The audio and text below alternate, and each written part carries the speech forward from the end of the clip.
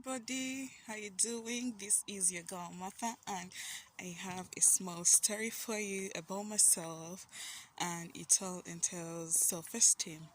When I was young, when I was young, I can't say fat, but I was a chubby child.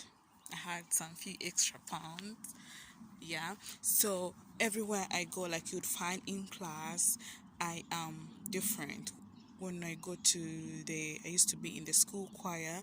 I used to be different, and literally people used to be like, oh, we don't want to sit with you on the bench because you're fat, and then they could like try to squeeze their bum around, like to push me. So that was not an honest scenario about how I felt about myself, or how people looked at me that affected me. And we used to have like these bicycle riders. So every time I would be like walking, you'd find, or I could hear like some men on those bicycles which act like taxis in my village down there. So they could be like, oh, you have big bums, a chamabono, like big bums, I mean. And imagine, even I was below 10 at that time, or even over 10 years, but that kind of difference, it brought some effect on my self-esteem. Like I never imagined myself, being a different girl.